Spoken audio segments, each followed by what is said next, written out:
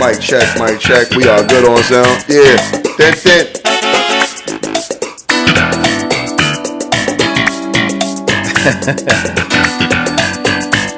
Yeah. Son, cause yo, bro, ain't it hard to believe that fucking show ended? Early 90s. I think 99. Oh, late 90s. Yeah, actually came out in 89 and it went 11 years. Bro. No, I'm just talking about where it ended. Like, how could a show be off the air that long and there's still not been a show as good as that show? Not even close, huh? Not even close. Yo, but we back with another episode. I was gonna bring them on, all jokes aside, but nah, this is a solo. I gotta be special over here. This is a special guest, all right? So, welcome back to another episode of the Black Table Epilogue. You know what I mean? I'm your host, Will Mills, aka King Dirtbag. Today I got a guest. Usually it's me solo, but I got my best friend. You know what I'm saying? Known to me as number thing J Bugs, Sluggy, J Sluggy, J Slug. You know what I mean? I said a bunch of shit I call you. Jackson Edelin, Stovetop, whatever you want to call her, you know what I mean? But Jay, man, that's my best friend of 25 years, man. Facts. We go back as kids, man. What's good? He just visiting here from up top, you know what I mean? So what's good, bro? Chilling. Yeah, man, we got to catch up on a lot of shit, man.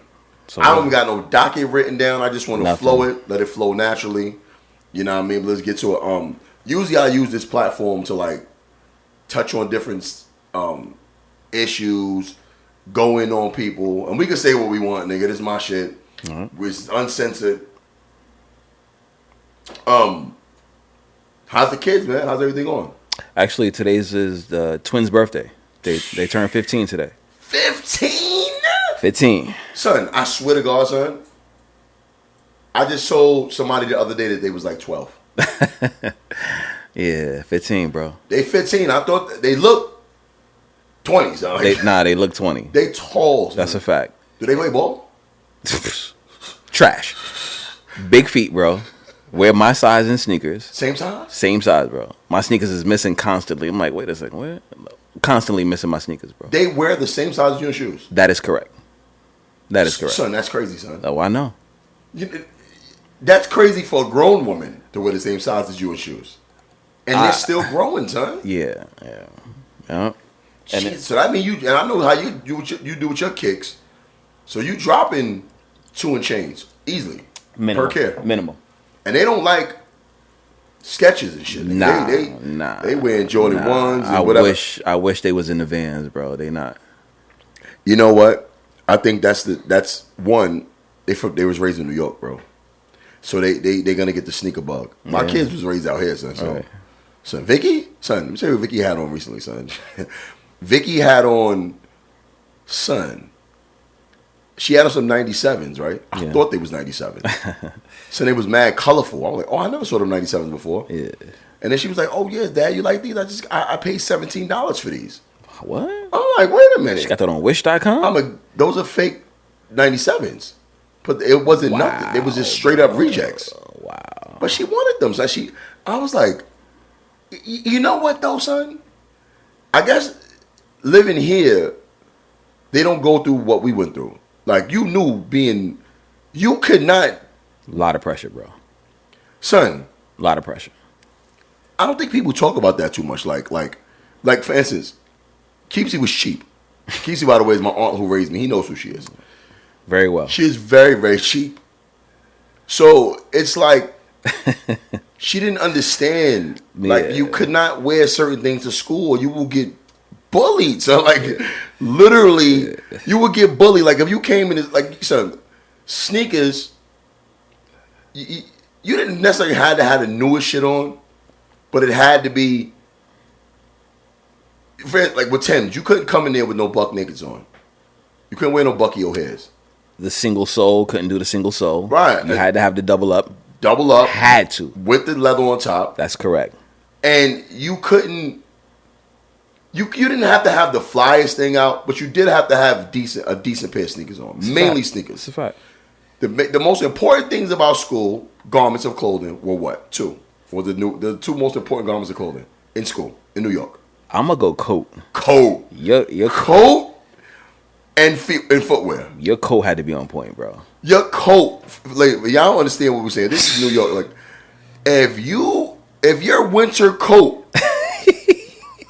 was anything under a North Face, that's probably the lowest you could. Actually, no. Back in the you could have got a Columbia. Remember Columbia was popping for a minute. Columbia was alright. Back in like 96, 97. Right, but right. yeah, like it all depended. You know what the safest you could play? A leather. But then you're gonna be cold. You gotta have a hoodie underneath. Be cold, but you got a leather jacket. You got a leather jacket. That's the most neutral thing you could go without it being name brand. Right. I remember. Oh, the Transformer? Let's go back a little further, actually. Let's go back to 95, bro, when we wasn't even really rolling like that. My stepmoms had got me a coat when I first moved on the block. It was called Urban Circuit. I remember Urban Circuit. Niggas. I used to stuff that joint in my book bag as soon as I got out the crib, son. I'd rather catch pneumonia than be caught with that coat on. Facts. Wasn't happening. Son, I remember Keepsy bought me a coat, and the brand was like Clench. Third Rail, wasn't it? No, it wasn't Third Rail. It was called Clench. What you had though, sir? You had a hat or some shit? I ain't have no Third Rail shit. Did the clinch come in the plastic? Remember? Yes. I remember the day you unwrapped it, bro. It was nasty. It was a nasty coat, son. And the collar came up their head, son. Yo, remember the leather jacket your brother had? You called the nigga the Rocketeer? The shit that zipped over here on the side? The Rocketeer, son. Son, that coat. Shout out to William. So listen what I did, right? Yeah. I had a dope ass Tommy Hilfiger vest. And it was a jacket, but you could zip the sleeves off. You remember this? Of course. And I had a bear. So I flipped the bear inside out. So it didn't look like a bear. It was like the lining of a bear bubble coat on the sleeves. Yeah. And the Tommy vest was the same exact color of the bear. Right. So it looked like I had a Tommy coat. And if you remember correctly, you had the hat to match I had the vest. Tommy hat, right. I had the hat with the... So right. The hat was hard. That hat was fire. I got so lucky with that. And actually, it made me one of the flyest niggas in the school. But if anybody knew what lied beneath that vest... Son, because Bear had just went out. Yeah. Bear was popping for a minute. Bear was popping in junior high school. Yeah. But then when North Face came to town... Right. Because North Face was always hot. But it was always it was for white people. That's for white people. It was like white people who actually use it for what it's for. Yeah. But when niggas take it, we take it and make it hood. Yeah. And that's what we did with North Face. But that shit is brutal. So like back to what I was saying, like you growing up, you knew what it was like to not have. Absolutely. So now that you got it, you doing well, you're gonna make sure your kids is flossing. Like we understand. Like I know people say it's being superficial, but listen, in New York, that's a thing. If you come to school dressed a certain type of way, and we grown now, so people be like, "Oh, it don't matter what you wear." No, it fucking matters, son. And I'm riding that wave, son. It really matters what my children is wearing. I want them to look nice. It makes them feel better when they go to school, if they deserve it, though. If they deserve, I'm not gonna just make sure. Like I wouldn't send my son to school with a fucked up haircut ever. I don't care how bad his grades is. Yeah, certain shit start falling back on the parent. Like right, so like I mean, like when I see parents get mad at their kids online and give them a fucked up a bowl cut or some shit. Son, I would never do. First of all, you're gonna make it worse for them. Yeah, you're gonna make them probably suicidal, bro. Like that's a fact. That's especially now. Yeah. That's abuse, bro. That's beyond abuse because one, you recorded it, so all their friends saw it. So now they getting teased online by the whole world. Never living that down. Yeah, and now that when they go to school, you know how it is, son. Oh, I know. You ever had BF ever came up to the school and hit you in front of your friends? Nah. Keepsy did. He embarrassed me in different ways, but never that. By the way, we got different things we say. The BF is the biological father. That's my dad. Yeah, you know the BF. Rest in peace to the BF. Actually, I told you this is one of the closest things I've ever had to a dad. Your dad. Them little talks. Them little random talks. He used to always have like a random tip for us. Always, every day. I loved it, son. When I used to show up and he had a little random tip he always had to tell us something before we left the crib. Right. You know what I mean? And all right, so look, Now, Brooklyn, right? We grew up in the same neighborhood in Brooklyn and Bed-Stuy.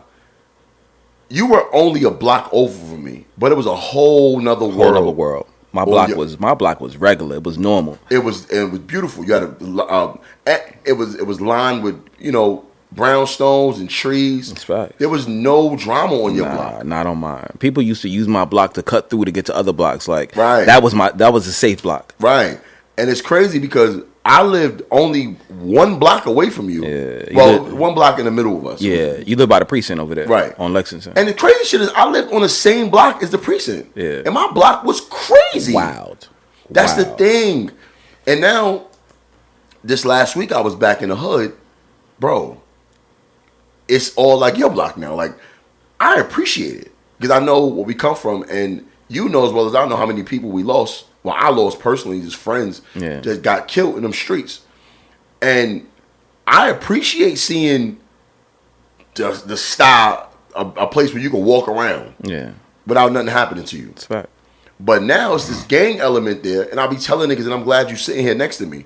Bro, what gang elements, son? Like, bro, there was no gangs when we was growing up. Nah. That shit came later, and I know the story... the story when I got approached by the Blood. Yeah and no, like they had like local cliques, you know what I mean? But that was a Blood though. But that's that in that instance, yeah. That was the beginning of it. Yeah. And it was so weird to me. Like I didn't know what the fuck this nigga was talking about. Eating your food, we like what? Drink your milk? What are you talking about, bro? He walked up to me for the viewers. He walked up to me. I was wearing on the train on the platform. I was on the platform. We just got out of school. I was like 16. You was like 17. Yeah. We stayed on the platform. I had on a red polo tank top, red and blue polo shorts. I had on the red socks, red Boston Red Sox hat, and I had the black and white playoff 12s on. Facts. By the way, y'all, 16 years old in 1996 with that fit on, and mad jewelry on too. And that just buffers your point about how you had to be fly at 16. And I was over the top. Like, that was like grown man fit right there. I'm actually wearing something similar to that now. Them playoff 12s was, bro, I'm still trying to get them shits. And that was in 1996, bro. So I had that. That was my outfit I had on. And some dude walked up to me. He like, yo, what that red be like? And I was like, what? What are you talking about? I'm like, I'm thinking he complimented my outfit. I'm like, what, this nigga from Staten Island or some shit? Right, on the aiming. What kind of lingo was this nigga talking about? What that red be like? I didn't know what the fuck that shit meant, son. Yeah. And then he was like, yo, if my man was here, he would have ate your food. First of all, what kind of faggot shit is that? Pardon me. No, real shit. I thought that was some gay shit. I thought he was trying to hit on me. I was like, what? Pardon me for that. Like, no, real shit. Yeah. I was like, what? What is he talking about? What is this nigga talking about? Yeah. So, mind you, because your mind is back in 96. Yeah. So I'm like, okay. Like, I'm still 16. I'm a kid. So we get on the train, we sitting there. He with his boy is with him now. And he was like, yo, what you about to do for that chain? Yeah. So I tucked it in. I'm like, what you gonna do for this chain? Right. What you gonna do for it? Yeah. He ain't do nothing. Called his brother like, yo, I'm gonna catch you on the rebound. Like, and he ain't do shit. What kind of fake gangster? Like, how you? Why you didn't take it, bro? Facts. This man didn't do nothing. But that was my first introduction into gang shit in New York. And of course, dudes get robbed all the time. I mean, that's always been a thing. People get robbed. People get beat up on the train. But the gang shit was different. And then it came, when the Bloods came to New York, that shit took New York by storm. It did. And listen, people who wasn't in New York, they don't remember this shit, bro. Right. They don't remember them little niggas cutting people on the train, old ladies and all that. Like, if you sitting by the door, that's why to this day I don't sit by the door. Yeah. Then you sit by the door, old lady coming home from work, clang, right before they leave out the door. Yep. Like, come on, bro. Just to get initiated. Remember Halloween in New York? 031. Halloween, stay indoors. Ain't no trick or treating on that night. Stay indoors. I remember my running with the Bloods. This when the Dolomite Gore-Tex boots was out. I bought a pair of blue suede Dolomite Gore-Tex. I went to the Albee Square Mall, which is gone now, by the way. Rest in peace, Albee Square Mall. Rest in peace, the whole downtown Brooklyn, son. Son, who shops downtown Brooklyn anymore, We used to cut every day and be down there. Just to go, son. I miss that shit. I don't even see high school students out there. It was like not even no kids, bro. Remember Bargain Bazaar down there? Son, you know what's crazy? The shit is still there, and it looks so small to me. I don't know if it got smaller, or was it always that small, and it just seemed big to me because I was little. So I think that shit was huge. Right? Because that was a spot. If you wanted fronts, that's where you went. Fronts, piercings, mixtapes, anything. Shout out to Saquon. Remember Saquon used to be with them niggas? Of course. Yeah. Oh no, on the low. On the low. Yeah, we saw that man down there. The mixtape niggas. Yes. New York is one of the only places niggas will force you to buy a mixtape. I don't want no mixtape, son. But anyway, I'm in the mall. Blue and gray look dope together. I had that blue pullover polo vest. Remember that? That shit was hard too. Right. With the big polo sport in the back. I had the polo sport pullover vest, and I had the blue suede Dolomites. And I'm like, you know what? I'm gonna get some gray shoestrings to go with the Dolomites. So I'm in the store swapping out my blue, my regular blue on blue to the blue on gray shoestrings. And some Bloods walked in, he walked in. Mm-hmm. So I'm like, oh, here the fuck we go. So I ain't saying it to these niggas. So they doing all that shit, all them fucking roll call shit. So I'm like, whatever, nigga. So he like, yo, my nigga, what that blue be like? And at this time, I'm like, ain't no Crips in New York. It's only Bloods. I'm like, nigga, I'm like, what, nigga? I'm like, bro, we were very mature for our age. Fact. And we were sarcastic. We wasn't no pussy niggas. We were sarcastic.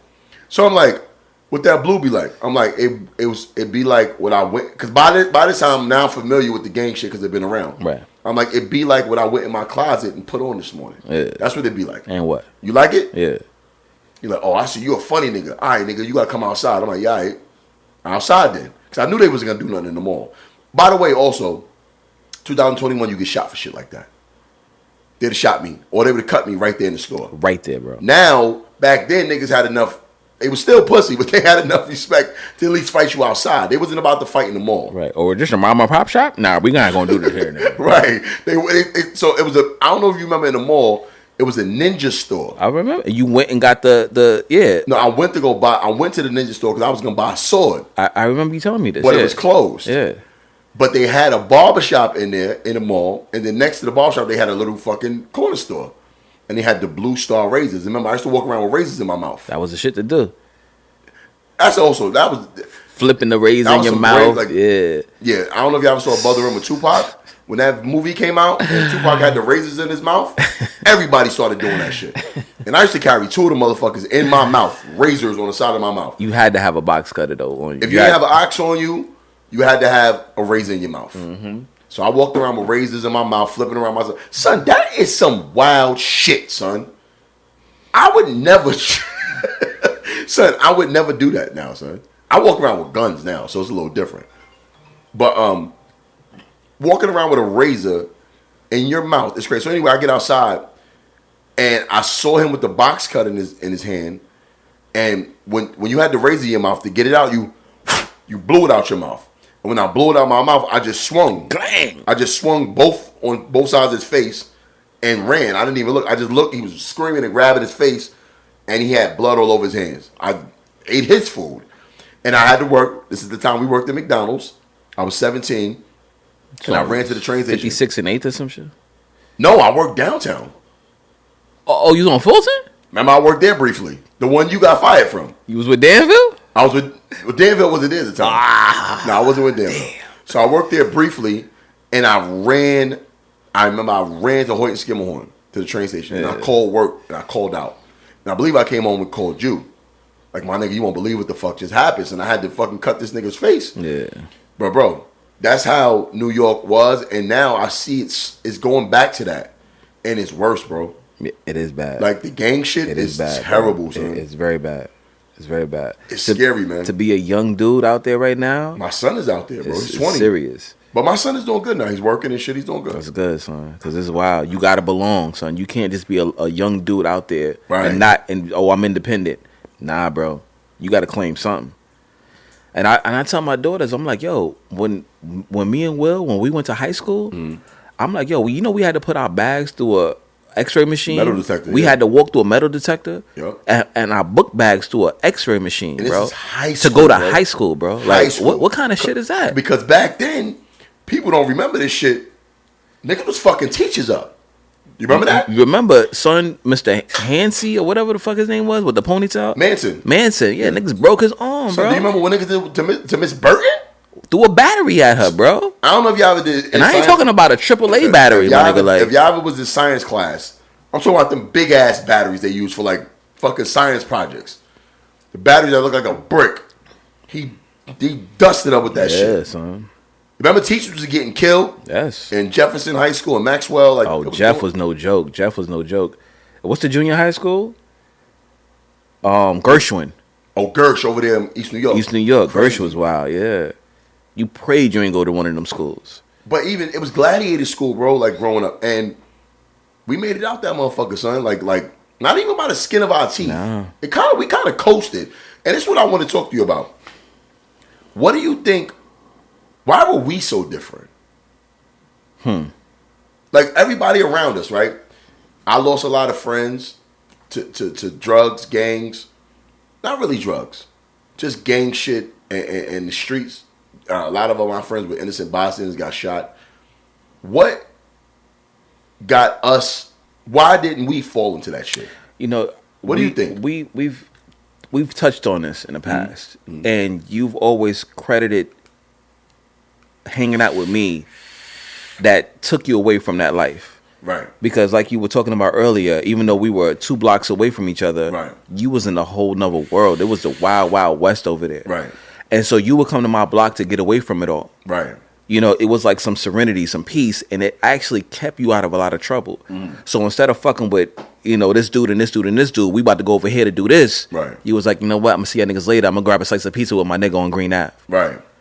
And like, you know what I'm saying? Like, and you know I wasn't on that tip. Right. And that helped out a lot. And I think we actually did a lot for each other as far as balancing each other out. I think that's what it was too. You know what I think it mainly was though? Our imagination. We had a crazy man. Like that's true. As much as we lived in that hood, we didn't want to be there. Nah. Because every chance we got, we would leave. Trying to leave. Like I used to tell niggas like, yo, bro, we would just get on the train. At the train, the fuck? At the train, I mean, the train was $1.25 back then. Yeah. Like tokens and shit, yeah, something like that. The train was $1.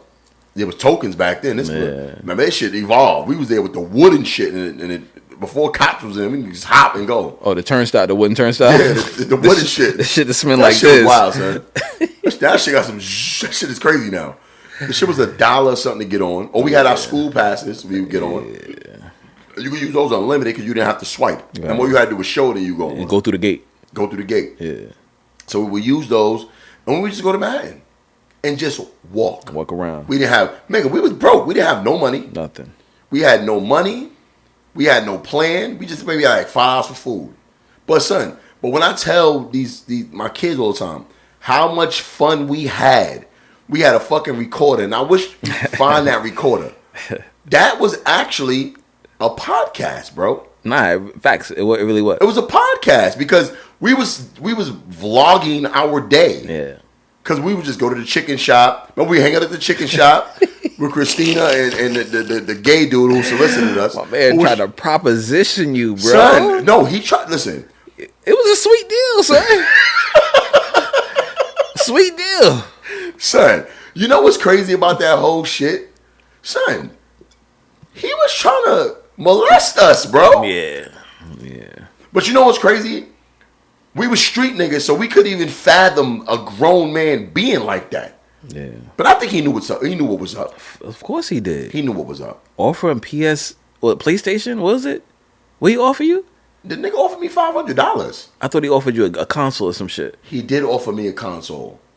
I don't know what was out at the time, but he offered it a console. But bro, that man was wild, son. Now that I think back, he probably did some shit since then, or was doing some shit. Before then, yeah, he was definitely trying to fuck with. That wasn't his first time. So. We was little boys. We was boys, bro. That wasn't his first time. And that nigga was like, now that I think about it, he was low key soliciting us, showing us porn. Yeah, no bueno. But son, we were vlogging our lives, son. Nah, we were. We were smarter than our teachers. And I think back, they hated us for that shit, bro. Miss Zipper hated us. Sandy definitely hated us, but I think he knew the potential we had. Mr. Sanderson was dope though, so we gave him a run for his money. He ain't deserve that shit. Let me tell y'all some wild shit, right? We loved making fun of this teacher so much that we would go to his after school.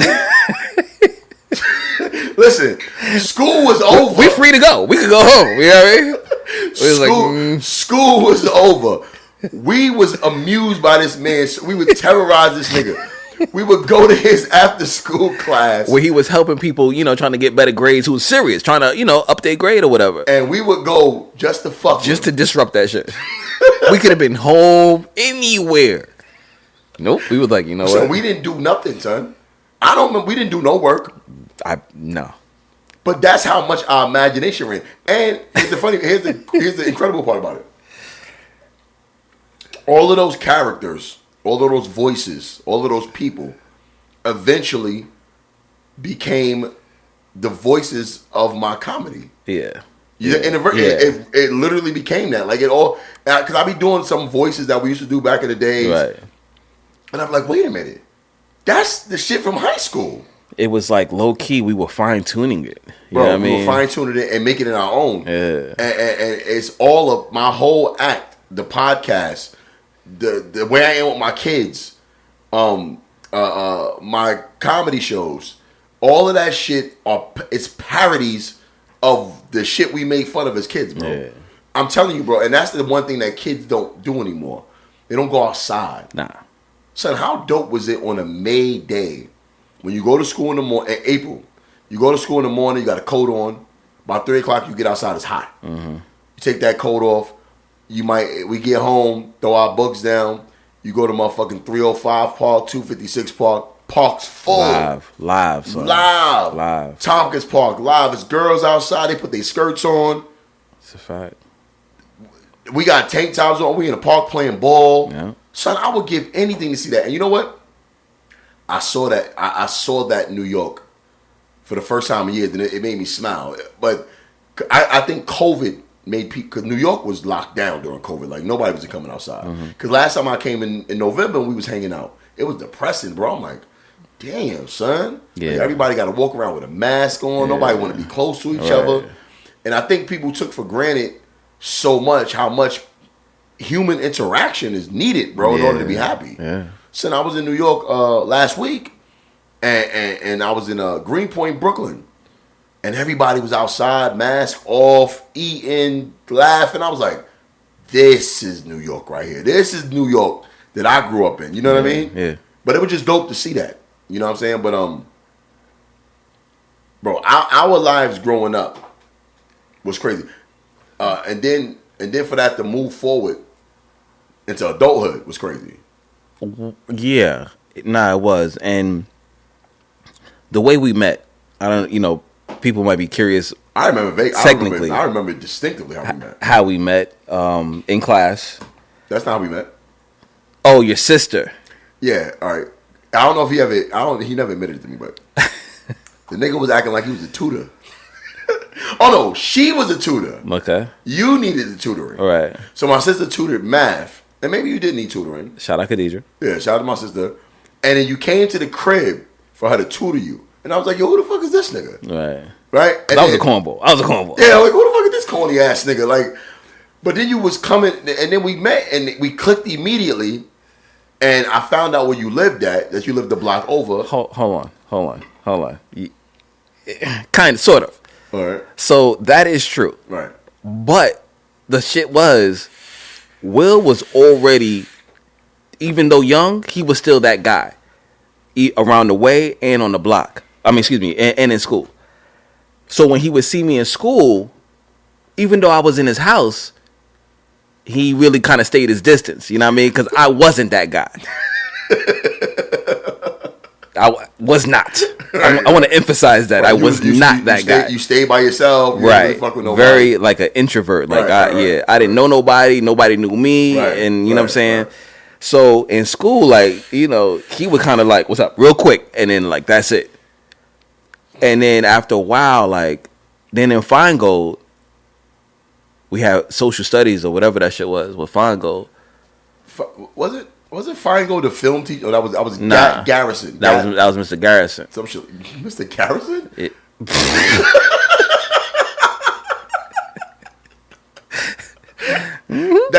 No, it was Mr. Garris. Oh, Mr. Garris. Garris.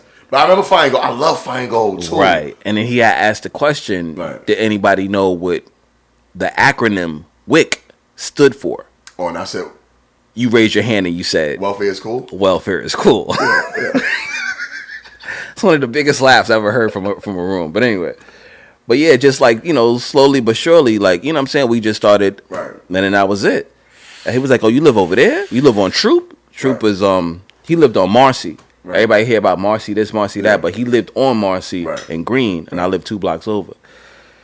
But yeah, and then I started meeting people from your hood. Mm-hmm. And it was rough. Remember the nigga Rod stepped to me, you know what I'm saying, over his girl. Like, it was a lot of growing pains in between there. Yeah, because he kind of like, he came in, like, I feel like this. Everybody around my hood was monsters. The little niggas, everybody was monsters. So I grew up with these cats.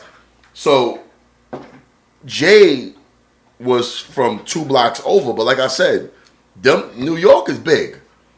And those 2 little blocks is a whole nother fucking world. It is really different. So yeah, it really growing up with brownstones and growing up in buildings. Yeah, brownstones kind of meant your family had a little bit of money. Right. The buildings, niggas was struggling. You know what I'm saying? But then you find out that but your pop, and this was the real difference with you. You had a father, bro. That is the real difference. Like, son, guys would fall, and you always had a cocky attitude. Right? And I thought about it, and it hit me. I'm like, he got a dad. See, when you got a dad, boys feel safer walking around because they got another man representing them. When you got a woman representing you, you got to protect the woman. You see what I'm saying? There's nobody protecting you. Yeah. When you got a dad, inadvertently, when you meet young boys who got a dad, look how Steph was. Yeah, Steph always had this. We always felt like he was a Huxtables.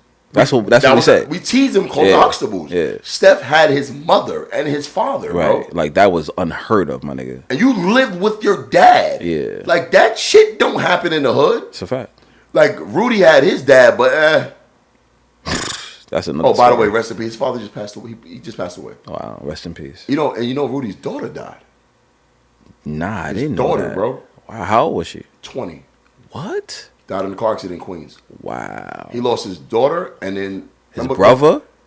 Lost Chico. His mother. His mother died too. They all died, bro. How about the older brother? What's his name? Eric. Yeah. He's all right. He's cool. Damn. But yeah, bro. Man, they going. That family going through. I have to reach out to that man. Yeah, I reached out to him recently. When he lost his daughter, I reached out to him. Remember his girl Katrina Mountains? Yeah. That was his daughter with her. Wow. Beautiful little girl, man. She passed away, bro, last year. Unbelievable. And the end of last year. Then his dad just died a couple of months ago. But back to what I was saying, I didn't mean to make it somber. But when a boy has a father in the hood, he moves different, bro. And the dudes in the hood who don't got a father, we view them as like, oh, he think he better than us. Yeah. Because he walks around with a different confidence because he got a man that got his back. And that's what was different with you. People like you arrogant, but I'm like, I didn't realize it. It's just that you had a father. And also, that's what made me closer to you because you had a father. Mm-hmm. So you was the dude who had a dad. So my thing was, he got a father, so of course he knows how to do better things than me. Of course he knows right from wrong better than me. Because the woman who's raising me don't know what to tell me to do. Like, if I when it comes to beef, I'm not looking at my aunt. No. I'll go to you. Hey, what would your dad say? Yeah. Because I used to just come there just to hear your dad talk. Because I didn't have a father. You did. And that's to determine if that was the difference. That was the immediately that was the X factor with you. You had a fucking father, and I desired a father. So you had one. So I would fuck with you because I admired that. Like, this thing got a father. Like, and not only that, your father was a single dad. Yeah. Like, you lived with him. Mm-hmm. That shit was. That was different, son. And as hard as he was on you, bro. He was hard. Look at the man you turned out to be. You didn't have to be taught how to be a dad. you already had an example of it. At least maybe some of the things he did you didn't approve of, but the presence factor was there. Yeah. You know what I mean? He was there. And that, for me, I needed that shit because, nigga, that was the thing with a lot of the dudes in the hood. So think about all the guys in the hood who we talk about to this day that's older. They were examples. They were father examples. You think of Gino, Black O'Maco, like all of these older dudes, and we looked at them like legends. It wasn't like legends. It was like father figures. You know what I mean? Because the niggas I looked at, I thought was cool. That was older. I go back to the hood. Now them niggas is bums, bro. Bum ass niggas. What's the short dude with the green eyes? Dexter. Dexter. He saved me one time I think too, he bro. dead. I think he died. I think he died, bro. I think he died of AIDS. He intervened one time and saved me, bro, from dying. But what? Whoa. It was some wild beef, and he squashed that shit right in front. Like, he was like, yo, he said, this my man right here. You got a problem with him, you got a problem with me. Say something. Nigga ain't saying nothing. Speaking of older niggas you have beef with, T-Lo. He died, bro. What? He dead. He dead. He died. He died maybe like 2-3 months ago. What from? That's a wild story too, bro. That whole beef shit, son. That shit was wild. Son. That whole incident. You know what's crazy about that? Crazy. What's crazy about that situation? Like, being a younger dude who carried himself a certain way, the fact that he respected me, I was like, I didn't think he would. I thought he would wild on me because I was scared of him too. I just didn't show it. But he had a level of respect for me to not do nothing to you. Well, and I didn't understand why. Like, why does nigga think I'm? Well, the story is, all right. So he had borrowed my Nautica shirt. Borrowed. And this is not the snuff, because the snuff. Well, hold on. Okay. So this is when Nautica was popping. Right. And so I had the Nautica button down. Shout out to Nautica for making a little comeback too, because they kind of came back a little bit. Yeah, facts. And then they fell back off. Right. So so he actually asked to borrow it. Okay. He asked me, can he borrow it? Can he use it? Right. First of all, T-Lo's brolic. He was older than us. Yeah. Brolic. Right. Big motherfucker. Yes. And he was like the size I am now, but he had to be like...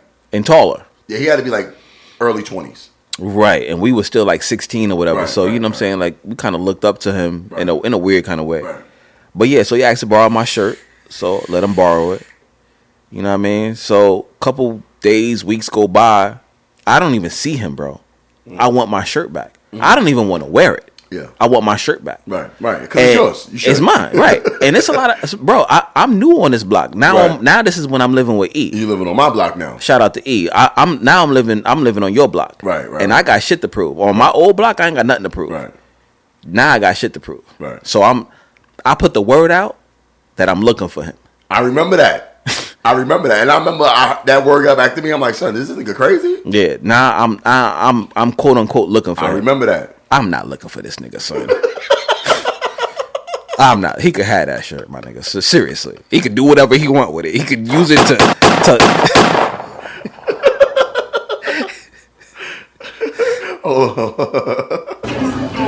That's a life. No. That's a life, man. That's a life. I wasn't looking for him. Oh God. So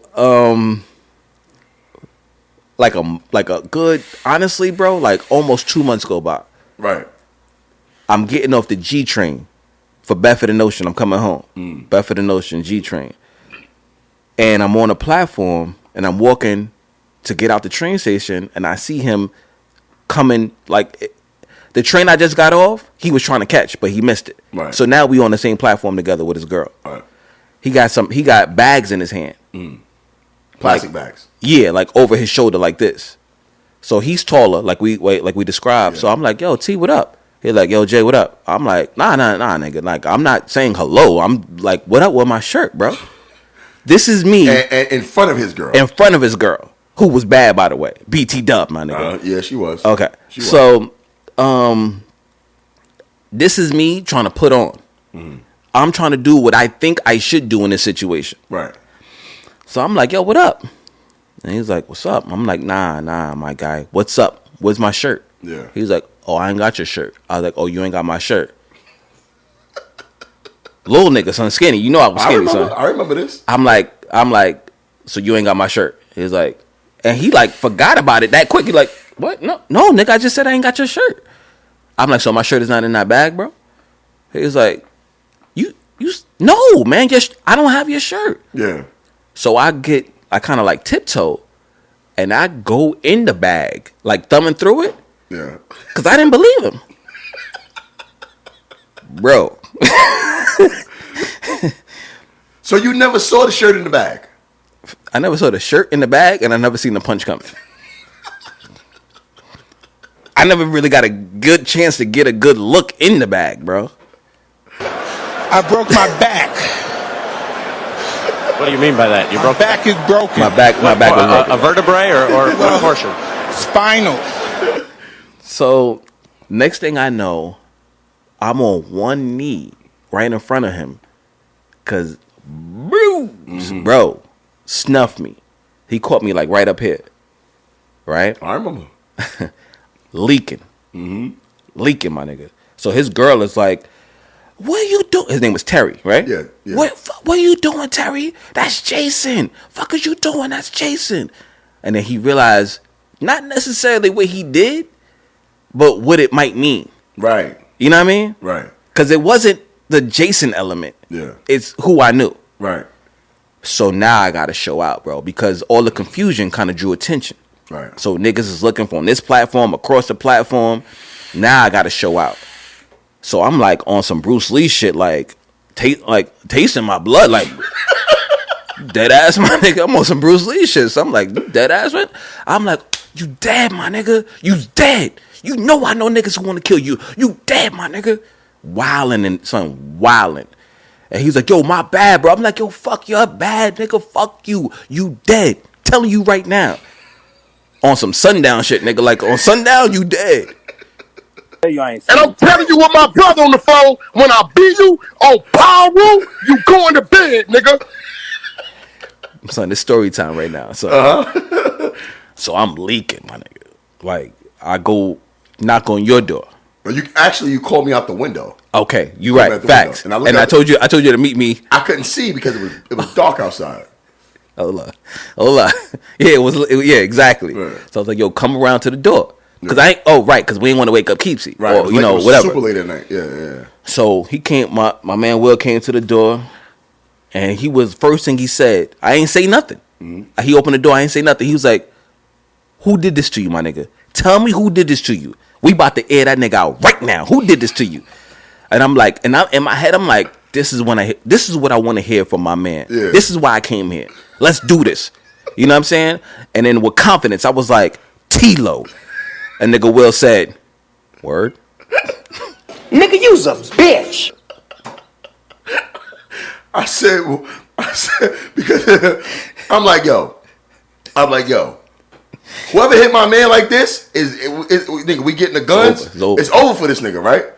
This nigga said T-Lo did it. I'm like, oh shit. Fuck. I'ma still go to war with the nigga, but god damn, I think this is like some lightweight shit. Some nigga on some young. Cause I'm thinking it's a young nigga. Of course. I'm like, T-Lo did this to you, son. So we I took you to the hospital. Well, no. You went to E-Crib. To look for T-Lo. Yeah. Oh, and I did go talk to him. I confronted him. Y'all all was in the crib, and I went later, and I could hear him. I confronted him. I stayed in the hall. He was apologizing. Right? Yeah, exactly. I confronted him. Like, yo, son, why the fuck you hit my nigga like that, son? Exactly. He's like, yo, my bad. I didn't mean to. He was really apologizing. And you was in the hallway while I was in the hall. I could hear everything. And low key, I did know cats that wanted to kill him. Yeah. You know what I'm saying? But like, I wasn't gonna go there. But he didn't need to know that. And not only that, bro. Since we on the topic of T-Lo, that wasn't the first running. That's when we first started this conversation. I was thinking about the first running with the gun to my house with the gun, son. That was wild because you know what's crazy? I had the burner in the house at the time, in the closet. Yeah. And I'm like, damn, this could go one of two ways but see, when he came to the crib, I didn't know he had a gun on you. Yeah. I didn't know he had a gun on your back. I did not know that, bro. Because if that was the case, I would have got the gun out the closet and came and handled this nigga. But I'm like, because you was like, yo, I thought it was just like a fight situation. And I thought you really owed him money. You want to tell it like that, or you want to start from the beginning? All right, so it had to be like 6:30 in the morning, son. It was early. It was early. And it was Saturday morning. You knocked at the door. Well, before that, what happened was I was in E-Crib sitting in the chair, like just like this. Oh yeah, tell me what happened before. I had went to work. This is when I was working at McDonald's. I was 16. I remember that. And it was did my shift, my Friday night shift, whatever. Got out super late. This is when I was working on 40th and 7th in Manhattan. And love that spot, by the way. Yeah, facts. I love that spot. And so when I got back to Bed-Stuy, it was dumb late. I never really went to bed. I just sat in the chair and fell asleep. Right. So like 6 o'clock in the morning, I still had my uniform on, son. So 6 o'clock in the morning, I feel something kicking my foot. So I wake up. I'm like, what's up? It's Tilo. I'm like, what's up? He was like, get up, nigga. I'm like, get up what? What are you talking about? He was like, we need to talk. I'm like, you breaking up with me? What the fuck do you mean we need to talk?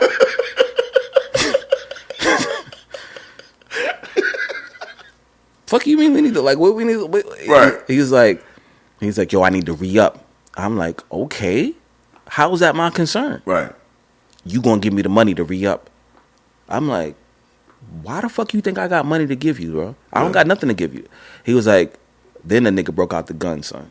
It was already there, but then he went to go pick it up. He started scratching his head with it. He goes, oh, my nigga, you think I'm stupid. I'm like, bro, I don't know what you're talking about. He says, nigga, you think I don't know you don't get paid every Friday? Them niggas pay you out the cash register, you change your check right there. You got bread on you, my nigga. Stop playing with me. I had my money in my sock. I'm like, my nigga, I ain't got no money on me, son. My whole check was in my sock. Yeah. Because even though I was in the crib, that's how you had to live, son. Right. I remember that. Like you was in a shelter. You had to sleep with everything on you. Right. So he like, my nigga, I know you got money on you, bro. And if you don't got money, you going to get me money. And I'm like, and I feel bad for this, bro, for involving you because I shouldn't have involved you. I was looking for a way out. Right. I was like, you know what? That nigga will owe me money. Right. So I'm figuring he going to let me go dolo and I never see the nigga again. Right. So I was like, let me go to Will crib real quick, go get this money, and I'll be back. Yeah. He was like, all right, you must think I'm a stupid nigga. We going together to Will crib, just like you said. Put the gun in my back, walked me legit like he had me hostage. Showed me it was loaded. Right. He said, try some funny shit, I'm going to kill you, my nigga. We friends, son. That was, I mean, you know what I'm saying. Right. We walked to your crib. Go ahead, son. And that's when he opened the door. I opened the door up. He like, yo, he was like, I'm like, the fuck? I saw you. It was all good. Yeah. But I looked at your face and I saw you was scared. So I'm like, yo, what the fuck is going on, nigga? What's up? He like, yo, you got that money you owe me? That's exactly what I said. I was like, what? What money I owe you? You like, yo, I think it was like maybe $50, $100, something like that. I'm like, nigga, what money you talking about? You like the money? I was like, come inside, come talk to me. And Tilo tried to come in. I'm like, no, nigga, you not coming in my house. Yeah. So I pushed him out the house and brought you in the house. Right. And I'm like, what's good, nigga? Talk to me. And whatever money it was, I had it. But then you didn't tell me about the gun situation. I think Sherry woke up or some shit, like my cousin woke up. Yeah. But whatever it was, I gave it to you. And then that was the end of it. We kind of like never talked about it again.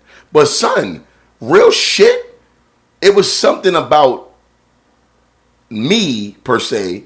That nigga, like he never tried me like that, son. Yeah. And I think it was my connection to E. I think that's what it was. Because a lot of people don't know that E, rest in peace, Diesel, rest in peace, passed away. Right. Nigga, that was the most ruthless gene on them. Yeah. The most ruthless niggas in the hood. Right. Like, and my affiliation with them, because E was my best friend at the time before I met you, just knowing them kept me alive, nigga. Yeah. And I didn't realize that till I got older. Because when Smoke came on the block, nothing never happened to us. They would get us out the way. If niggas was about to go shooting, niggas was selling drugs, niggas came on the block wilding, they would always grab me and E. Like, yo, no, y'all niggas get out of here. Y'all two, get the fuck out of here. They would always get us out the way, son. And I'm like, damn, why niggas always protecting me? Even in high school, when I went to Grover Cleveland, I went to Grover Cleveland for half of my freshman year. And I remember the Latin Kings and the Nietas. Oh, my nigga said Nietas. The Nietas, bro. Take it back. Son, some nigga named Earl. This one I had dreads at the time, and I had a grill. Some nigga named Earl slapped the shit out of some Spanish chick early in the morning, first period, right? And niggas like, yo, that was a bad move. That was a queen he slapped. I'm like, a queen? They're like, yo, that's Latin queen. That's the female the female word counterpart of the Latin Kings. I didn't know nothing about that gang shit. I didn't know nothing about that shit. Black and yellow. They were like, yo, after school, it's on. Because these niggas is on. This was, Grover Cleveland was like right near Bushwick in Ridgewood, Queens. Yeah. And for some reason, that was the zone school for where I lived at. For some reason, it wasn't Boys and Girls High. It was that school. So that's where all the niggas from the hood, all of us went there together. So after school was over, these niggas was like, yo, the niggas gonna be up here deep. It's on, son. So I get outside of school. The security is all outside of school. The gate is up. And all the black dudes is behind the gate. Behind the security guards. But across the street, son, all you see is black and yellow, son. And it was Nietas, too. Like the Nietas and the Latin Kings joined forces. Because they heard a black nigga slap a Puerto Rican girl, bro. Son, when I say they was out in full force, they was outside. My thought process was, I don't know about this gang shit. I'm just a real nigga from the street. If I didn't do nothing, I have nothing to worry about. Yeah. I didn't think it was, oh, he black. The first black nigga gonna get it. Right. I'm like, they be like, yo, son, don't go out there. Security like, yo, you shouldn't go out there. I'm like, fuck that. I'm going home. I'm not staying out here. Fuck that. I walked across the street. I'm like, they catch the 38 bus. The 38 bus ended in Ridgewood. Take me all the way back to Brooklyn. Go to Gates, don't it? Lafayette. Okay. Drop you off at like Lafayette and Nostrand. Bro, I walk to the bus stop. I'm standing there. I got my hand on my book bag and all that stuff. And I see like 5 of them coming towards me. So I'm like, of course, now street shit turned on. I'm like, all right. They gonna try to jump me. I see it coming. So I loosened up. You know how I was. Loosen up the book bag straps to take it off and use it as a weapon. They coming towards me. I'm like, fuck, I gotta pinpoint who I'm gonna swing at first. You try to calculate who you gonna get first. So I have my target. I'm like, all right, he's coming on this angle. I'm a lefty. I'll get him first. So the dude started coming towards me. I'm like, all right, this nigga coming around. He's about to steal on me. I can't help it.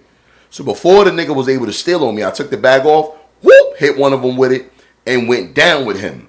So I'm down with him. I know I'm going to get fucked up, bro. There's no way I could win this fight. I'm down on the ground. I'm fucking one of them up, and I'm choking the life out of him. I'm biting him. He's screaming. I'm biting this nigga on the ear, on the face. I'm like, I'm going to kill this nigga, son. Because that was the thing. Fuck one of them up, bro. Somebody, you going to take me out? I'm taking one of yours with me. So then, I'm like, nobody's. And I'm like, all my niggas is behind the gate. Yeah, all y'all niggas from Gates, Clifton, y'all niggas was scared to come out and help. E was the only one, because E was there. E saw that. He was like, nah, fuck that. Y'all niggas is not. E came over, ran through the gate. E got fucked up with me. E jumped in. He held me down. So me and E just banging it out with like 20, 30 niggas, son. They fucking me up, son. They fucking him up. They got bats. Grown men, son. We 14, 13 years old, son. They got bats, brass knuckles, weapons, son. No knives, though. Thank God for that. So finally, security was able to get them off of us. They take us back into the school. E was like, no, fuck that. I'm going home. E left. He went home. I had my gold cap, my grill on. I had 4 on the top. The grill pushed my teeth all the way back. My teeth were pushed back and the grill was stuck in there. I had to go to the hospital to get my grill removed off my teeth, and they snapped my tooth back in place. I thought I was going to lose my whole front shit. Then I had a police escort. Let me tell you how foul the police was back then, my nigga. The police dropped me off on Knickerbocker, bro. Knickerbocker. They dropped me on Knickerbocker right in their turf, bro. Wow. Yeah, that's how foul they was, son. Because they thinking I'm some gang affiliated shit, but this is back when there were really no black gangs, but the Decepticons. Yeah. So they try to tie me in with some gang shit. This was what, 94, and I'm like, I'm not even in no gang. I was coming home from school. I didn't do nothing. They dropped me off in the hood, like on fucking, what movie was that? Menace to Society. When they dropped them in the hood. Yeah. But thank God nothing happened. I had to walk from Knickerbocker all the way home. Dropped them with the essays. But once you get to Broadway, you kind of back on turf. You see Fat Albert, you good money. Oh, I'm good. I'm like, I'm back in the hood. These Puerto Ricans ain't doing nothing to me. Because back then it was like Puerto Ricans against the blacks. It was back then. I make it back to the hood. This is maybe like and it happened on a Friday, my nigga. On top of that, because you know when you get beat up in school, you want to retaliate the next day. But once Monday comes, you kind of over it. This shit happened on a Friday, bro. That Monday, E came to my house that morning. He's like, "Oh, my nigga, don't go to school today." I'm like, "Man, we going to school?" He's like, "Nah, we ain't going to school today. We got to stay home." I'm like, "Nigga, I'm not scared of these niggas, son. Let's go back." He's like, "Don't go to school today." On everything, son. Me and E went back to school the next day. They immediately pulled us in the office. And they was like, y'all got to get out of this school. Bro. Remember Mazda MPVs? Of course. Roll with the slide shit open, yeah. It was reports. It was 4 Mazda MPVs driving through Ridgewood, Queens. Whoever was Puerto Rican and wearing yellow and black got pulled in them vans and was getting fucked up, stabbed, cut up. Son, at least 20 niggas went to the hospital that day, bro. That's how powerful E family was, bro. Oh, I remember. The next nigga, that Monday, E was like, "Don't go to school, son." Every Latin king they saw, a nigga, from 8 in the morning to 3, Puerto Ricans was getting stabbed and beat up, son.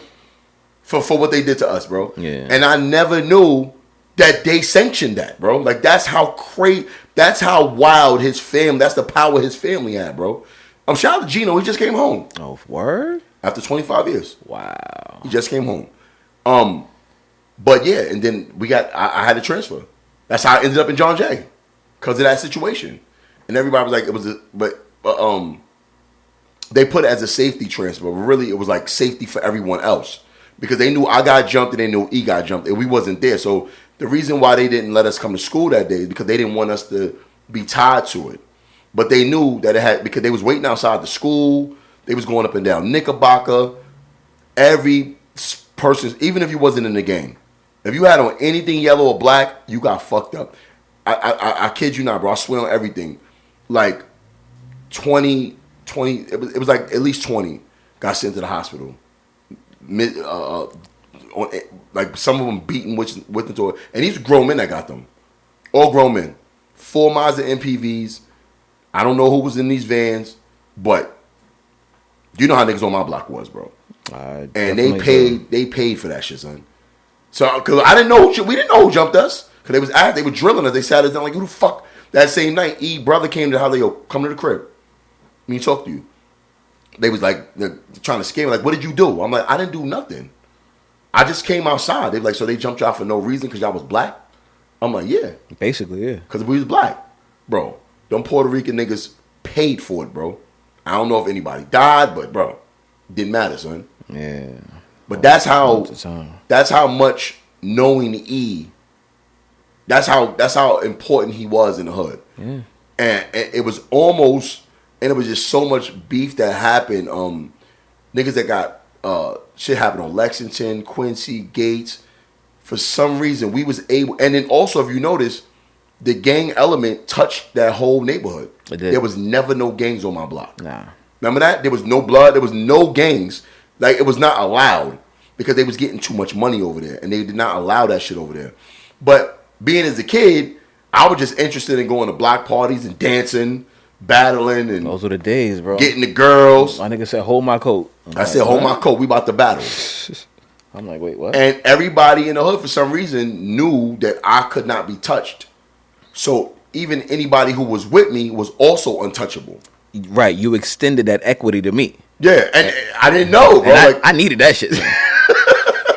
But I didn't know where it came from for me. I thought because I was just mad cool. Yeah. But then I started seeing niggas who was cool like me get killed. Mm-hmm. Like certain people, like damn. Remember Wayne? My boy Wayne? Yeah, I do remember. Just walk around with the dog? Yeah.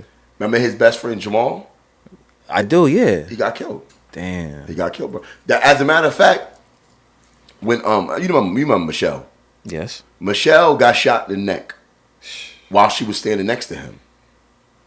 And cool. Michelle lived. Speaking of Michelle and Danielle, remember Danielle? Oh man, you taking it back. Who had the lips?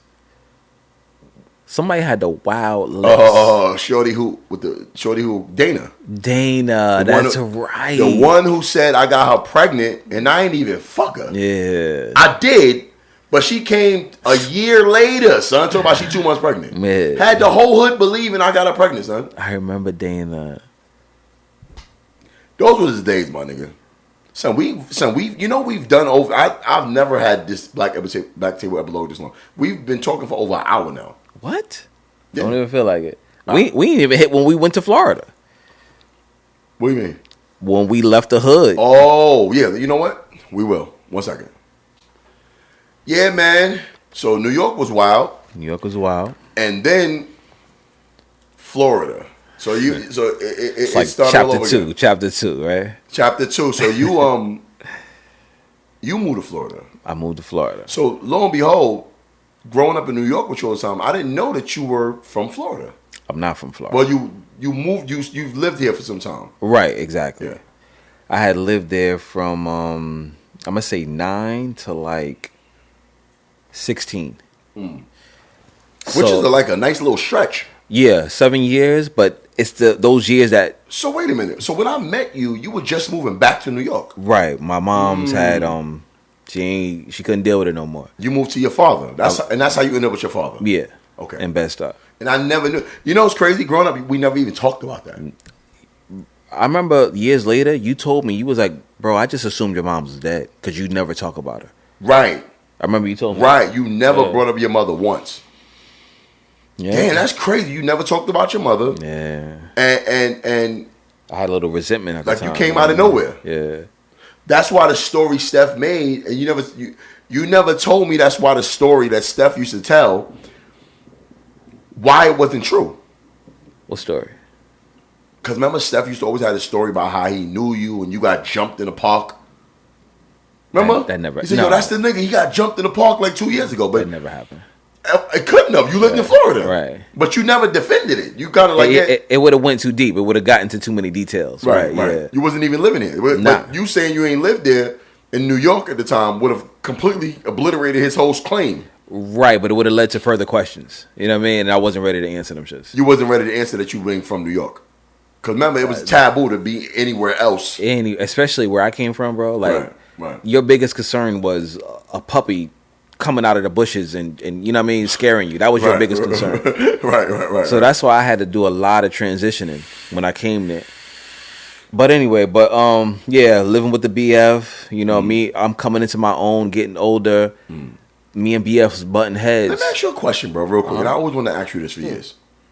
Now, you know, it's your dad's transitioned. Rest in peace once again to him. I remember why you left. You know, you was becoming a man. And you know, you was older now and like you fucking, you working, making your own money. He not giving you no money. You doing your own thing, but you living with him. I remember the reason you left. If you could go back, would you have still left for that reason? Or you would have tried to work it out? Nah, I would have left. You left. Okay. My heart wasn't in it no more, bro. Right. Like I couldn't do it no more. Right. Because you was a grown ass man by that time. I was. And it just wasn't my thing, and I needed to be free. Do you think he meant well, or was he? Of course he did. He did. He just didn't know how to show it. Right. You know what I mean? He's a good dude, man. Good dude. Yo, bro. One of the best men I've ever met. Smart. My aunt wanted to fuck him. She never admitted it, though, because she used to always talk about... Now that I'm older now, bro, she wanted to fuck him, son. Like, she used to always talk about him. Inviting him to church. Yeah. Like, come on. Yeah. That's how they do it, too. That's girl, that secret is out. They can't even use that shit though. She was definitely trying to get out. That word is out. She was definitely trying to get that. Keeps you trying to get niggas some pussy. But yeah, my sister, she stayed in Florida, so she was always out there or out here. And this was let's give her a timeline. This is 99. 99, right? I know exactly when Kayla was born.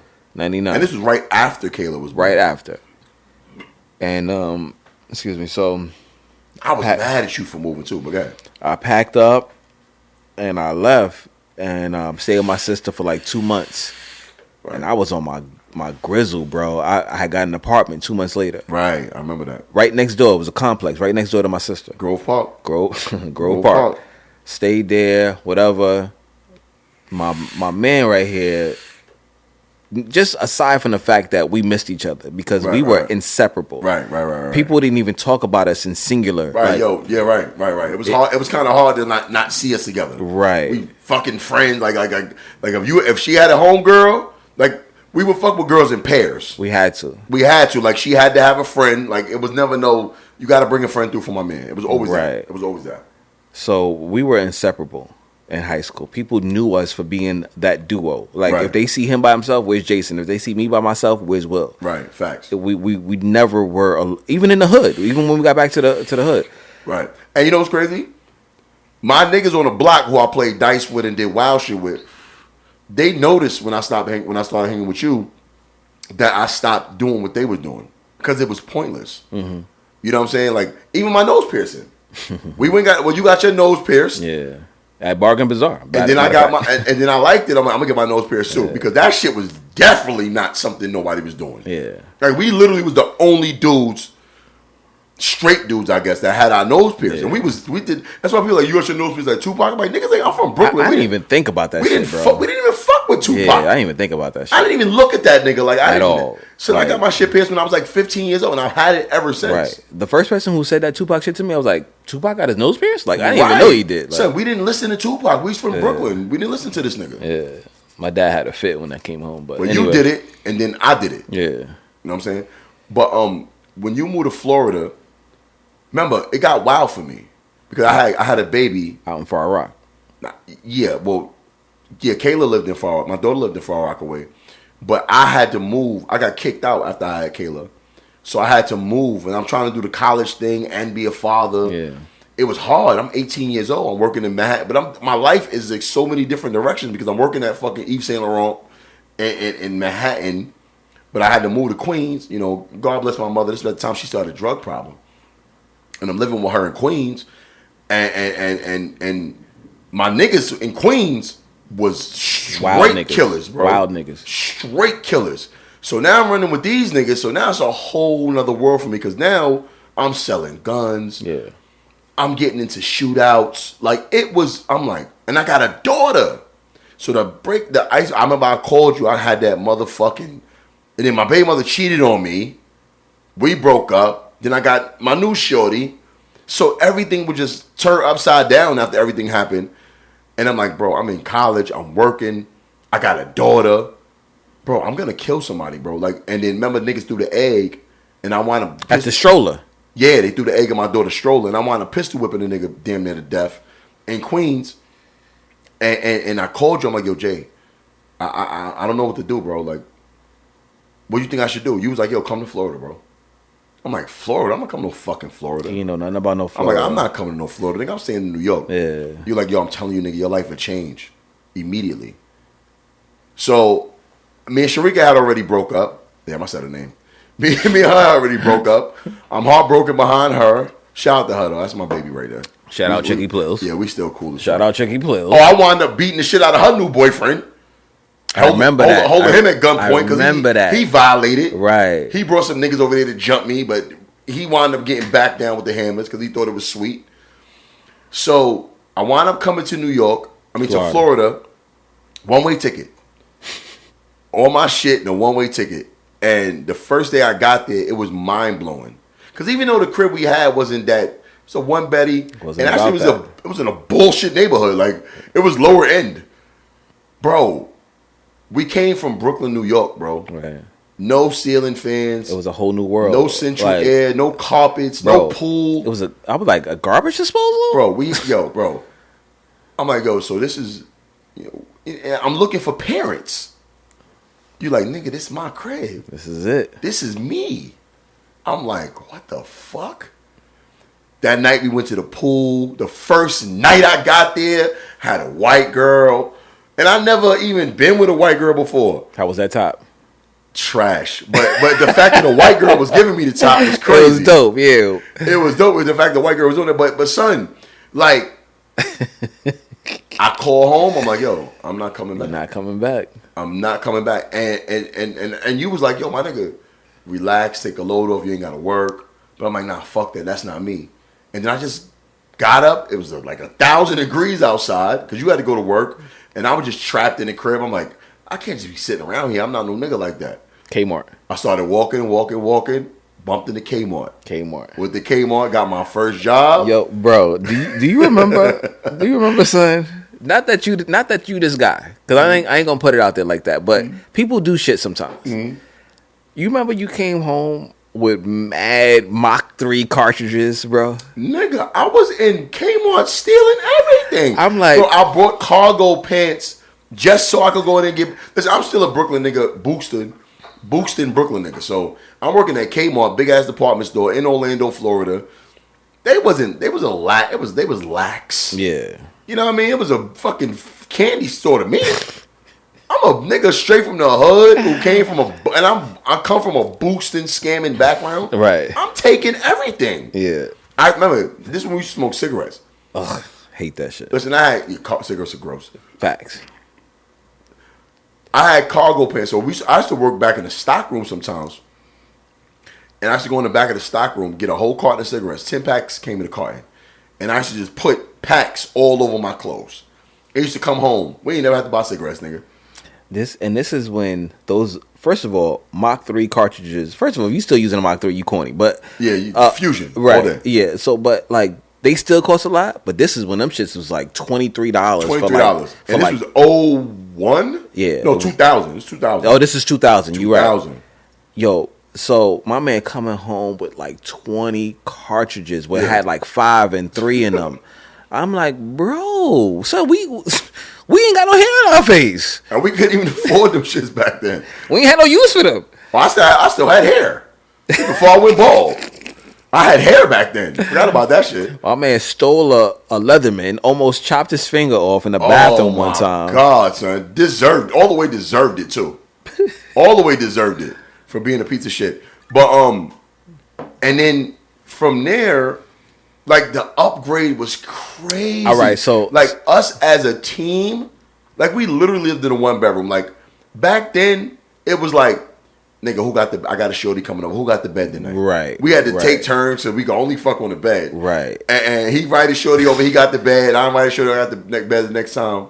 And it wasn't even an issue. You know what I'm saying? Like, right. But like the amount of traffic that was through that crib, shout out M104, bro. Mm-hmm. Like, because that's like a mecca. Where it all started. That's where it started. We was doing us. We not for nothing. We might have not had a lot of money, but that was one of the most.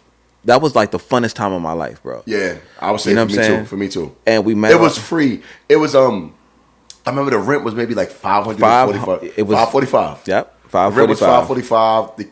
We didn't have cable. Nah, you ain't need that shit. We had a PlayStation. There was no internet back then. Right. And this is the young niggas who watching this. There was no internet in 01, 2000. Nah. There was dial-up. You wasn't getting no. No, Wi-Fi. it was no dial-up. There was no Wi-Fi. No, it was. It was very slow. It was dial-up. It was because they had America Online at that time. And I highly doubt if we had a cell phone. We probably had a house phone. Yeah, we didn't because remember Yocosta and shit. You know what I'm saying? Yeah. So yeah, but nah, he remember now. It's a sunk in. But yeah, like it was constant traffic through that crib. You know what I mean? And that's where we met. What's up, War J? We met War J and War JJ for that matter. War JJ, Tamara, Jessica. Oh Lord Jesus, yes. Charlotte. Nigga said Tamara. Oh my goodness. God. And actually, that's Kmart is where you met somebody important. Yeah, that's where I met my ex-wife, ex-girl. That's with Nairobi's mother. Yeah. So one of my baby mothers, actually, in 104s, that's where Vicky was conceived. That's how the legend has it, man. 2 of my kids came out of that crib. But then, no, one of them did. Nairobi came later. Crib became kind of small for us. You know what I'm saying? It wasn't even that small for us. It just was like we outgrew it. I guess when I came, and then I added my income, you had your income. It was like, yo, my nigga, let's step it up, bro. Yeah, we needed to. It was time. But we went extra big. We did, because not only did we get a bigger place, we moved to a different part of town. Right. We was with the white people now. So. Right, and at this time, that Castleberry was exclusive, bro. Right. And now it's whole different. Like half of the shit that's there now wasn't there back then. Right. There was no Walmart. There was no black people. None. Well, the Walmart was there. It wasn't a super Walmart. No. I'm not talking about that Walmart. There's a Walmart neighborhood across from Cimarron Palms. No way. Yeah, right. Wow, I didn't know that. And there's a gas station. Remember, it was all woods. The only thing we had over there was 7-Eleven. Yeah, and that was a walk, my nigga. We ain't had no car. We took that shit one time, nigga, a couple of times. Yeah, waiting for our money to hit the account. Bro, there was that whole strip is that whole walk. Oh, there's at least 25 stores to stop at now. That's crazy. Yeah, it's different now. That's crazy. And when we moved, we got a townhouse. We got 2 floors. Yep. We had the big the 2-bedroom, 2-bathroom townhouse. Yeah. And that crib. We was way in the back too. Was it 133? 133. Yeah, it was 133. Yeah. Century 21 Boulevard. Yeah. That crib, legendary. Like a lot of chicks in Orlando done been in that house, been in that crib. This is true. They been in that. If it wasn't for me and you, this is true. Shout out to Cass, Dapper, Kellon, yes. You know what I mean? Like they been in that house, boy. That house was legendary, man. And the building, the complex we lived in back then, it was a school called High Tech University. Remember High Tech University? Yeah. And they had a nursing program. Right. And all the girls from the nursing program lived. That's why that's where we met the infamous crib. The infamous crib. And me personally, it was 4 roommates in there. Everybody got smashed? I smashed the whole crib. I smashed You had 2 of them. Oh, two. That's right. Two. L and J. I had L, J. I forgot the Mexican one name. And they always fought. It was a white blonde haired girl. It was a Mexican girl, Cuban, and then like a white Valley girl. Right. Oh, she's from Texas, actually. The tall one, right? Yo, first of all, son, her numbers are higher than mine, son. Yeah. She got numbers, bro. She got bodies. Yeah. But yeah, we had a good time, son. Yeah. Ran through that house. That house held us down. It really did. It did. You know what? I think early 20s, I couldn't even call it. And you know what the thing was, bro? We paid our fucking bills, bro. We paid our bills. We never got evicted. Somehow, some way. We never got evicted. We quit jobs like it was nothing. Son, we didn't even give a fuck. You remember, bro?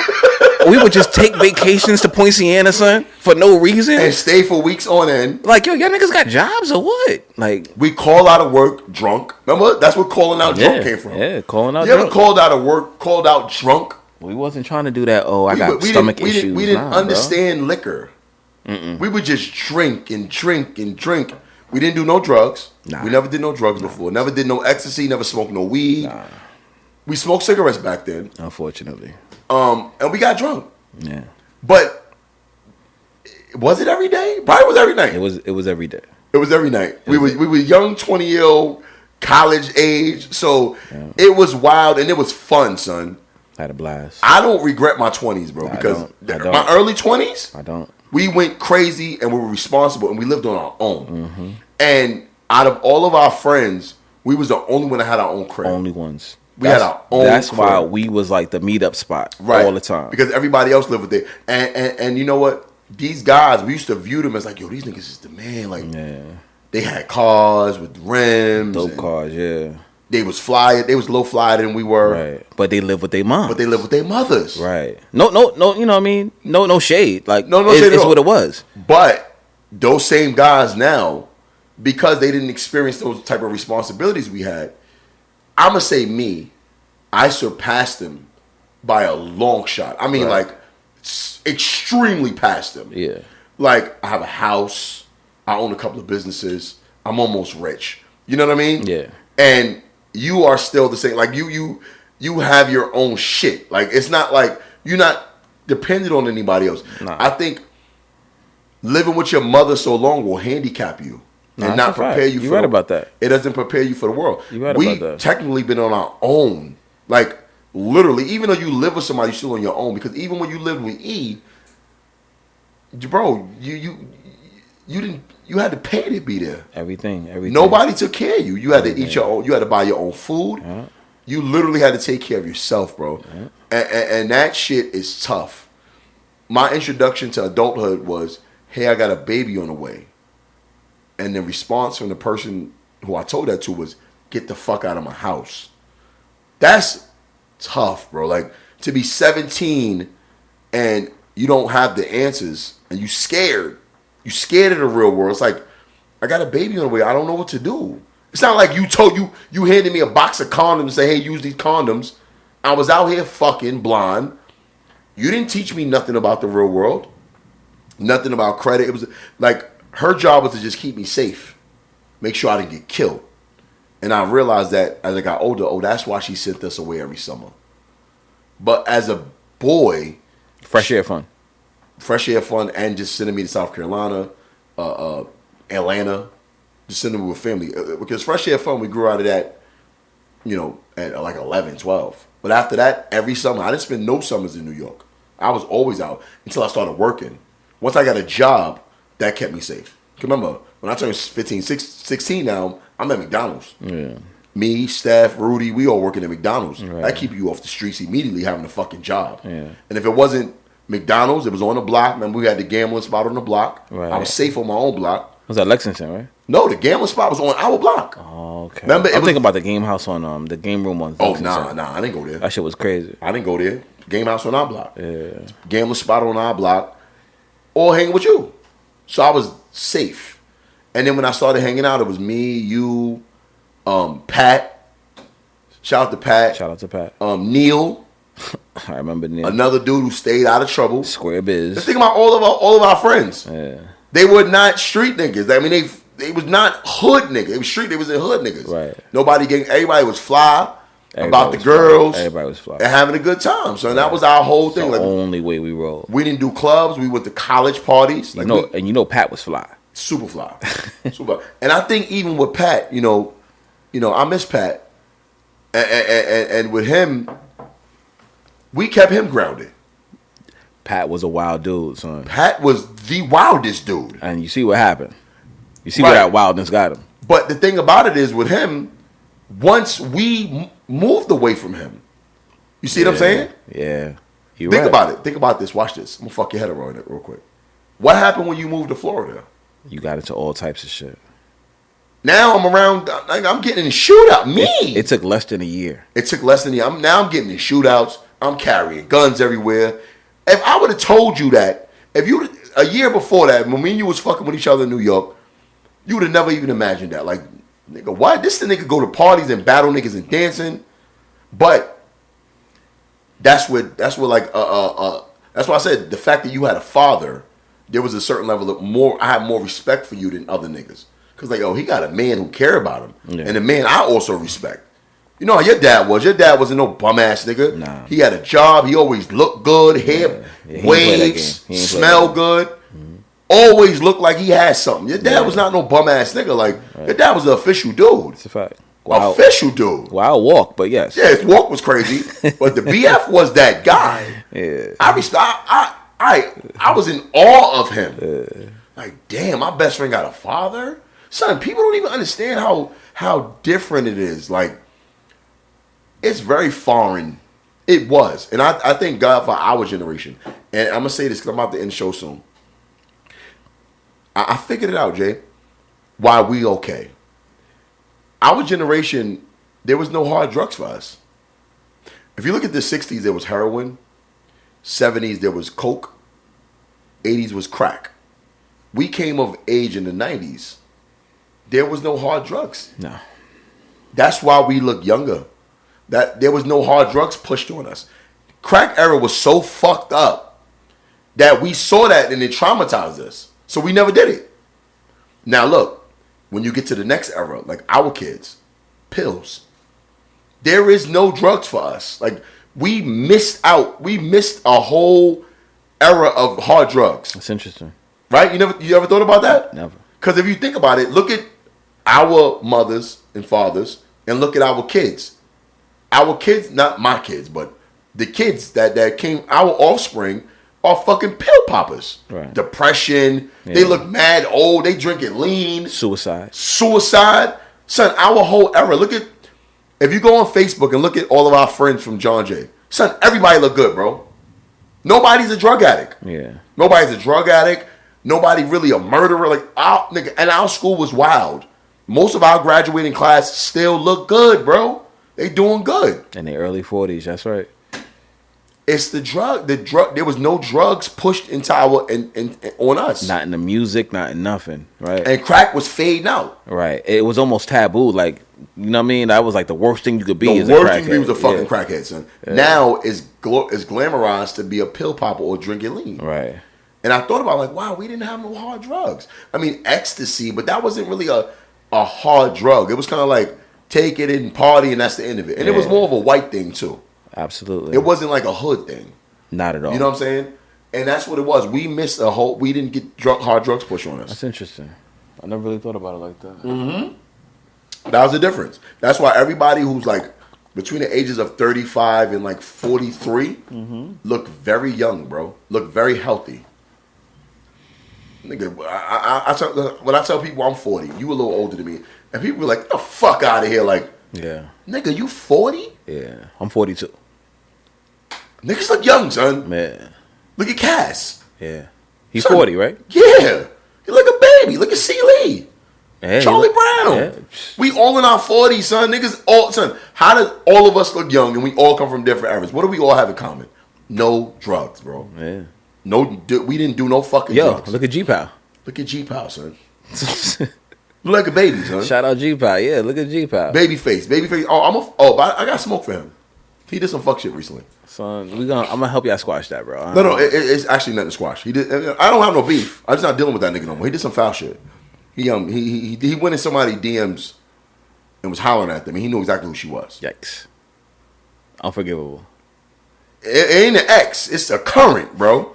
Like, come on, son. You so beautiful. Like, damn. Like, and I'm reading this like, nigga, what? Like, come on, son. Yeah. Like, he know better than that. Leave it off wax, though, bro. Yeah, of course. But I wish him. It's no beef, like I said. He helped us a lot, bro. In the beginning. Well, he did, but you know what's crazy? We helped him. That's how it turned out. Yeah. But. No. All right. Notice about him. He was Dolo. We was his army. Yeah. Saying our names put everybody on notice that, hey, he got niggas backing him. Right. But inadvertently, it made us popular. Right. So he needed us just as much as we needed him. Because if you think about it, it wasn't like, oh, he was hanging with us and stopped fucking with other niggas. We were the only guys. That's true. Think about it. Who else hung with him? We literally brought him an army. And that made him a little safe. That made him, oh shit, he got these Brooklyn niggas backing him. They just came out here. Because it looked like we walk in the building. Oh, by the way, what we're referring to is, shout out to my boy G-Pow. G-Pow. When we first moved out here, and it was fast. We assembled, and some reason, everybody we met was from Brooklyn. I met this cat named Kevbo. Kevbo ended up being G-Pow, like, right-hand man. Then I met G-Pow. Then it was all downhill from there. G-Pow was one of the hottest DJs in Orlando. Yeah. So he was like, yo, invite all your boys out. Actually, it was just me and you first. Remember, it was Yes Jay, Yes Love. First it was Jay and Love. Oh my God, son. Yes Jay, Yes Love. Yo. One time for your mom, baby Bubba. Remember that? We made a whole. Took me back just now. It wasn't Dynasty Crew. Yeah. When me and you showed up to the club, like I said, yes, he used to always scream our names out. Yeah. And we immediately was popular because the club was already lit. So like, yo, who is these niggas? The DJ keeps shouting out. Only shouting us out. Only me and you. He never said Dynasty Crew. Nah. Then we met Cass, Kellon, Dapper, the whole crew. Right. We met our boys who still our friends to this day. To this day. We met them, And then we formed Dynasty Crew. Right. We figured like that's what we're gonna go with. We Dynasty. And now it went from 2 to about 10, 12. Right. And all fly. All flying. All from Brooklyn. Everybody from Brooklyn. All pulling Not up New York, nigga, but like everybody from Brooklyn. All pulling up to the club in foreign cars, big rims on it. And we young. We like 19. Doing it. Yeah, so we pull up in the club. So now it's like, big up Dynasty Crew in the building. And we would literally walk around with air horns. With the air horns. I was about to say that. And we walk around with air horns. We all have like matching shirts. Like when we came on the scene, and then I was the dancer, so anybody jump in the middle getting flanked, I'm battling everybody. Yeah. So we got all the girls. Wow, that was a time. So for G-Pow, that made him look very good. Yeah. Because he looked like our leader. And when we left, he left with us. We were all together. Right. He left with us. You right. And this was the time where TVs in your headrest was shit. And spinning rims, my nigga. That was when it was like, oh, if you had that, you had money. Niggas had that. Like that was a different time, bro. And we was in the South. So we were coveted because we were from New York. There wasn't much New York niggas out here. We was here before, and Brooklyn. You'll catch a lot. Even still, you'll catch a lot of cats from the Bronx out here in Orlando, a lot, Queens. It's not many Brooklyn cats out here, bro. And we wasn't just from New York. We was ill niggas in New York, and we came down here with our style, our talk, and you knew off the bat like we wasn't from around here, right? Son, it was just automatic, nigga. Quick. You know what it was when you know, son, the crib was popping, son. Oh, you know what's crazy? It was. The crib was popping, bro, and it happened, bro. Literally, we would meet girls that night and bring them home. It was very rare niggas went to bed without a woman laying next to them. Very rare. Nah, I ain't gonna go there. What, guy? Come on, nigga. Nah, the time when we met the girls at the club and they followed us to the. Remember, I had the studio. Oh, they had no lights. Yeah, exactly. Yo, it was so wild. Yo, let me tell you something. This club shit and this life shit, and that's why I was be talking about my videos. I'm like, yo, y'all niggas must really don't get no girls, bro. Because we was broke, but somehow still maintained this godlike persona in public. Yeah. And the women loved us. Like, we would have women in our house and didn't have no electricity. The women didn't make a U-turn and leave. Right. This ain't even like chicks who we knew already. These are chicks we met. They met us with no electricity. And they would come in and get fucked and hang out all day with us. Love us. Hot as fuck. Sometimes pay the light bill to get the light come back on. Pay the light bill. That's right. We was that ill. That's right. Didn't even know them. Bro, this is why when I hear these simp niggas talking about, yo, you got to do this and that for women, or I hear these other niggas talking about, I'm like, yo, y'all niggas must don't get no girls, bro. You not that nigga, son. You really not. You're not that and nigga. I get it when men talk like that because they've never got women. So they don't even know what it feel like, bro. Right.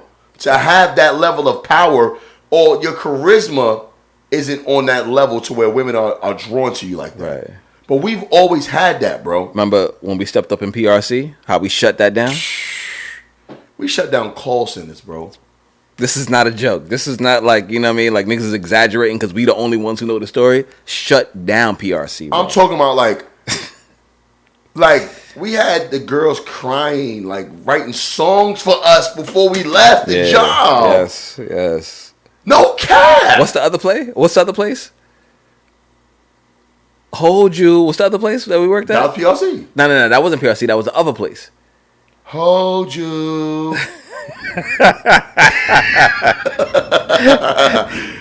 Oh, that was PRC, bro. Yeah? Yeah, Hold You was PRC. Oh, okay. But yeah, yo, son, PRC, bro, it went down up in PRC. Son, niggas never missed a meal. Son, if you had a girl, your girl work at PRC?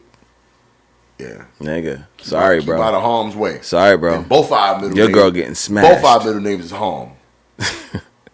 And then when you brought the crew around, they like, damn. And it was like this. Sometimes we would run across the same women just because the women had a type. Yeah. And it wasn't like they was hoes. one just remind you of the other because you couldn't go wrong with none of us. Nah, You was good with anybody in the crew. it's a fact. It's just something about, I gotta say, about niggas from Brooklyn. We different, bro. We different. And we not from 2020 Brooklyn. We from the old Brooklyn. Nah. We from Brooklyn for real, the old Brooklyn. Right, exactly. Where you had to know how to fight. You had to know how to fight. The guns only came out for some real beef. Yeah. Niggas sit on guns for years, never even pull it out the house. Niggas forget they got a ham in the crib. Guns came out for real beef. You had to have swag to get women. Before money. It wasn't even about looks. It wasn't. It wasn't. That's the era we come from, where you had to actually know how to have a conversation. You ain't even have to be a good-looking nigga. That's what I'm saying. It wasn't about how You didn't even have to be good looking. You had to have a charisma, a certain kind of swag about yourself for women to even be attracted to you. Right. But now that we're older and we've added money to that, bro, unstoppable, bro. Yeah. Unstoppable. It got to a point in my life that my dick used to hurt, bro. Sore. Like sore. I'm like, I'm fucking sore. It's like, it got, and then you get older and it's like, now we have children. So, of course, other things matter. Right. So now, for me, it's like securing that legacy for my kids. Facts. Making sure they good for when I go, that they don't got to fucking put up a GoFundMe for my goddamn funeral. That's whack. So, you know what I mean? That's all the way whack. They don't have no money because I don't know. My father, I don't think your father left you nothing. My father ain't leave me shit. You know what I'm saying? So that's different. So I'm not trying to go out like that. I love my dad. I'm pretty sure you love your dad, but my dad died broke, bro. He died broke. And owing. Mine too. Thank God I didn't inherit his debt. Yeah. But I'm not going out like that, bro. I'm not going out like that, son. Fuck that. My kids are going to be. They're gonna inherit my businesses, and they're gonna run them, bro. But yeah, man, we going towards 2 hours on this. We gonna have to do a part 2 sometime, son. Cause I gotta upload this shit and edit it and do all of that good shit, man. You got anything else you want to say, man? Nah, man. Thank you for having me, though, bro. I'm glad you here, man. You know what I'm saying? About time, nigga. Yeah, facts. Cause this is long in the works. This is long in the works, bro. But man, glad you here. It's my boy. You want to shout out your social media or anything? Actually, I don't have any. So how about that? You don't? Nah, I'm not on social media, super bro. old school, yeah, bro. I am. Listen, hopefully next time I can meet Chinks. You know what I mean? Yeah. All right? Okay. Next time.